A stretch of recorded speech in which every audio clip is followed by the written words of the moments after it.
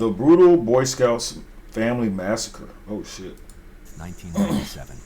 A man in Lenoke, Arkansas made what he calls one of the greatest mistakes of his life. One minute, he arrives at his family home.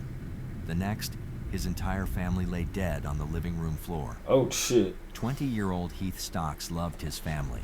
To this day, he claims that his mother and sister always supported him. And though he and his father had a tumultuous relationship, he maintains that they did not deserve to die. So what is it exactly that drove a respectful ex-Boy Scout to murder?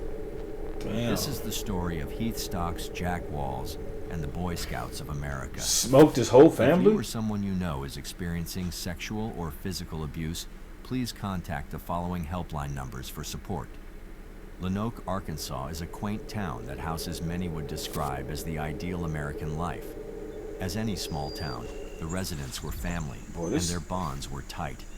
Lenoke's residents held their values close to their chests, and the city became a standout moral compass to those around it. Three of the most prevalent aspects of Lenoke were its dutiful church scene, appreciation for sports, and love for the Boy Scouts, thanks to their mantra, respect, honor, and obey. Much like many boys in America, Heath Stocks was a longtime member of the Boy Scouts, eventually reaching the coveted Eagle Scout status.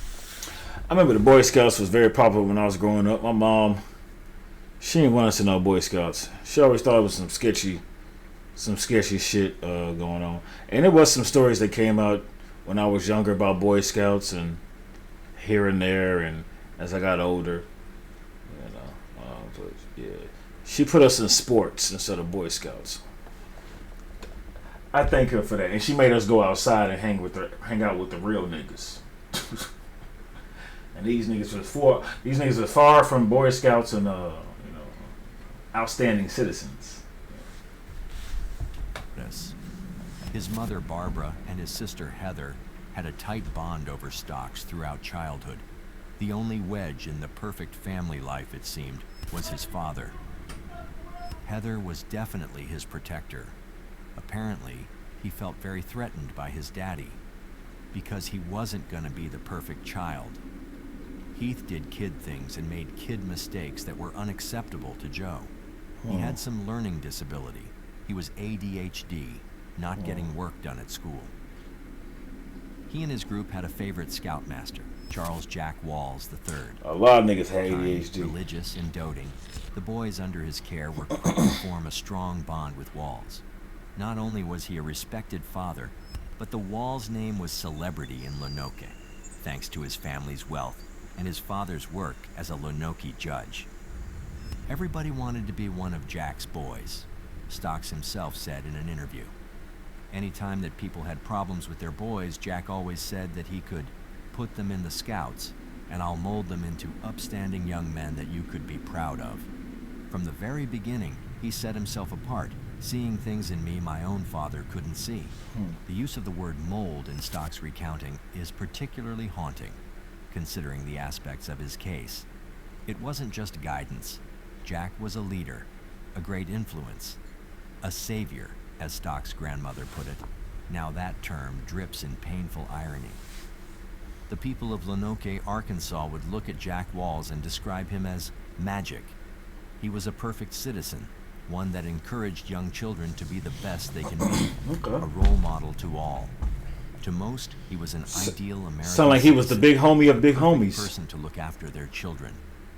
Unfortunately, that trust would be broken in one of the most gruesome ways. For many parents of Scouts under Walls' eye, he became a confidant for any at-home conflict. The Scouts would report their worries to Walls, and in turn, their parents would seek advice from him. This allowed Walls to insert himself into the family dynamic of countless people. When their parents were not spending time with the children, Walls was. Sometimes that meant teaching them military fun as they shot guns and hunted. Other times, the topics edged more toward alcohol and pornographic material. Oh boy. Two of his scouts, Doug Hogan and Mark McConnell, reported Walls It's always that weird shit, man. Them niggas always got underlying factors of why they in that shit, man. Or why they doing what they do. Misconduct to their family in the summer of 1992. Cletus Hogan, Doug Hogan's father, had Jack Walls resign from the Boy Scouts of America after reporting the incident. When the Scouts turned the case over to the courts, however, Walls used his reputation and power within the Lonoke community to get the charges dismissed, slandering the Hogan's name as people who wanted part of Walls' fortune. Doug Hogan, in turn, became a target to the other boys in the Scouts due to their growing protectiveness of Walls and their new skills in firearms. Heath Stocks was one of the boys groomed by Walls during this time. Behind the scenes, Walls had began sowing dissent between Stocks and his father, which only further placed Walls himself as the father figure in Stocks' life. Joe Stocks, Heath's father, was distant and often physically disciplined Stocks as They're a force in the Fuzzyverse. Heroes, great and So that nigga saw them allegations and got closer. So Stocks came to his trusted scout leader with his boyhood problems, further entrenching himself into Walls' control. When Stocks' mother, Barbara, discovered Stocks underwent assault by his dance teacher, she insisted Stocks file charges against them.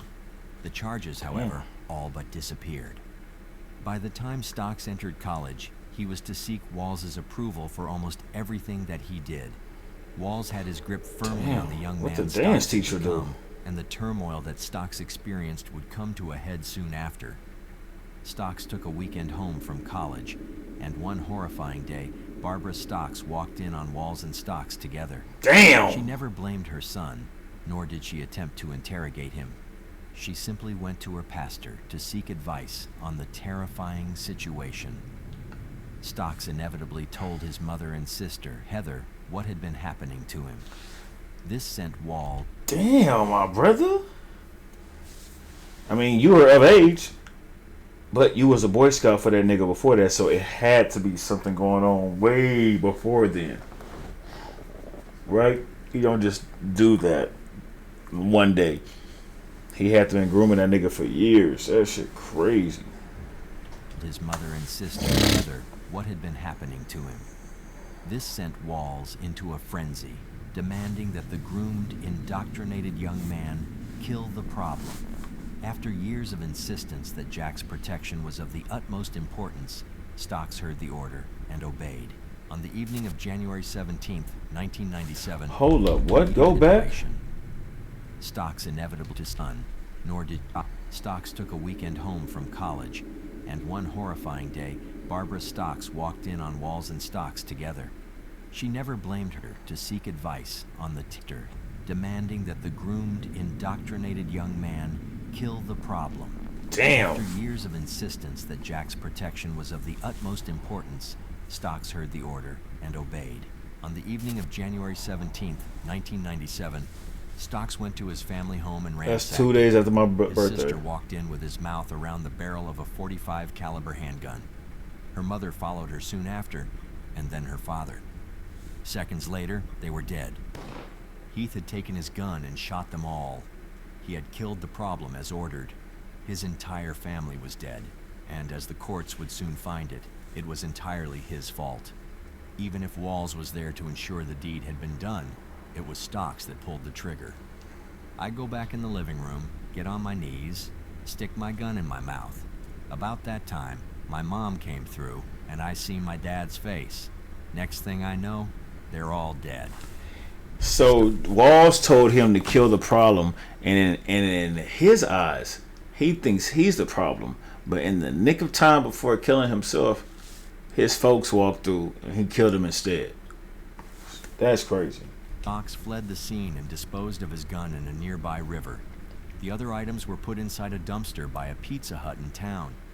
Stocks sought solace at the apartment of a college friend in Henderson State University, where police would find and arrest him at 6 a.m. the next day. Heath Stocks was charged with 3 counts of capital murder. Investigator Steve Finch, lead on the Stocks family murder investigation, conducted several interviews with Stocks to determine motive for the murders.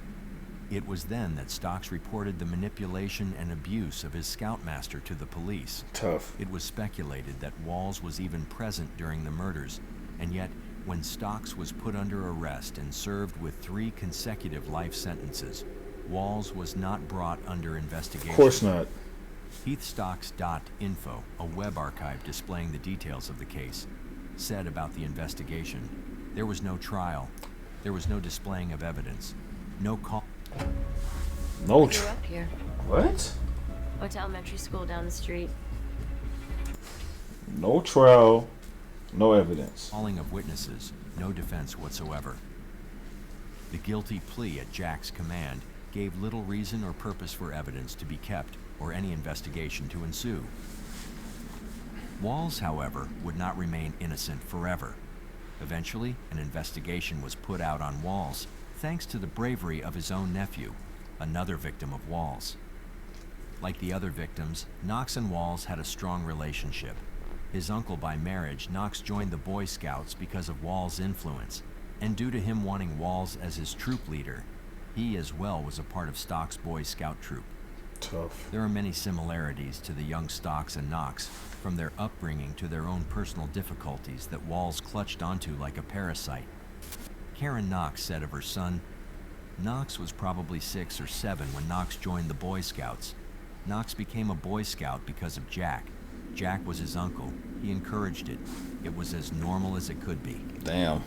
When Wade was 5, she went on, being in education, I noticed there was things about Wade that just wasn't on the up and up. He was attention deficit. First of all, he was on medication, and then he was diagnosed with dyslexia. So we knew it was going to be hard. And then, about the 3rd grade, things fell apart at school. Wade could no longer play sports and get along with anybody. Tough. He did not respect any authority. I mean, it was just constant turmoil with him. Wade would get so upset that he would run away. He would run, and Jack would smooth everything over, and everything would be just fine.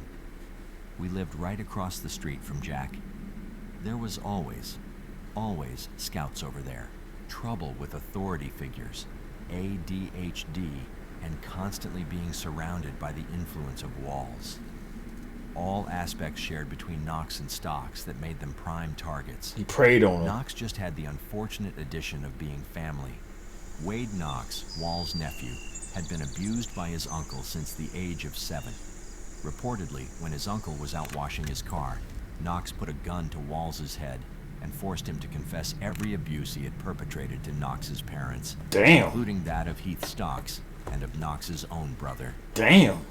You go in there and you tell my mama and my daddy what you've been doing to me all these years. Later, traumatized by the things his uncle put upon him, How'd he get a Wade gun? Knox committed suicide. Damn. His family started the Wade Knox Children. Oh boy, that's rough. Damn, this took a dark turn.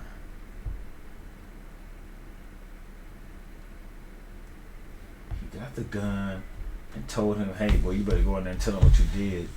I'm assuming he didn't do that and didn't want to. Talked himself out of it. Oh boy ended up killing him, so that's tough. Wade Knox committed suicide.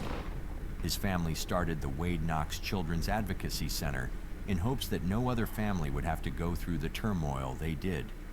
In hindsight, many people who view the case of the Stocks family murders speculate that Stocks did not act alone and that the trial was mishandled.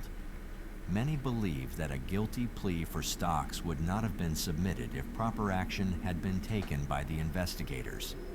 These claims, while having no physical evidence, are supported by the then special prosecutor, Betty Dickey. Due to Wall's influence over the town, the victims' families were not going to file charges and simply allow Walls to admit. Because they knew he wasn't going to get charged. They know he had too much pull, too much, too much say-so in the town. So they probably was like, forget it. We're not even going to go through the hassle of trying to bring this man down because they're not going to do nothing about it. Admit himself into a mental health facility.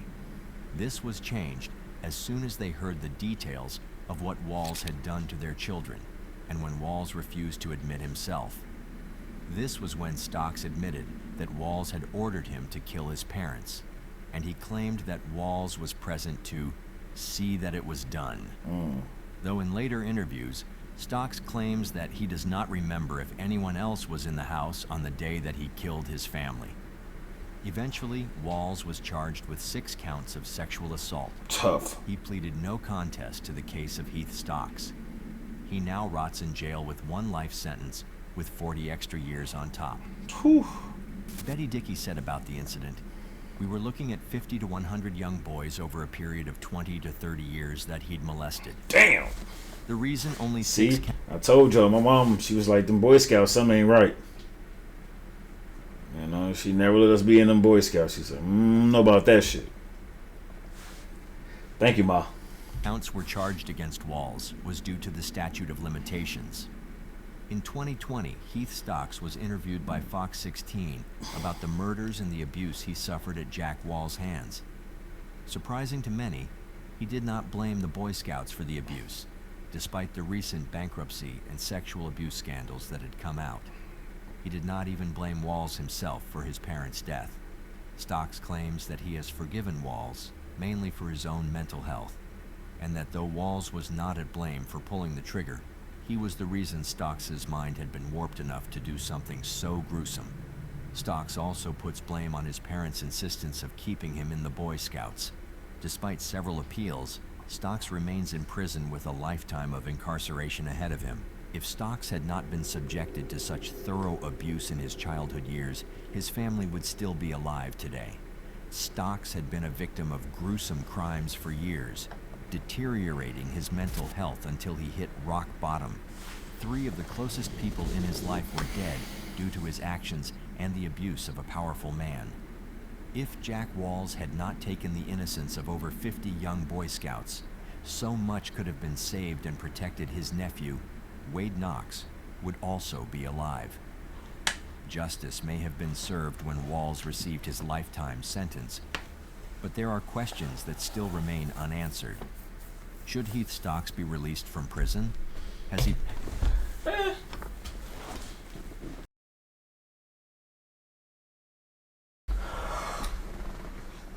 He was young. It was a pretty isolated incident.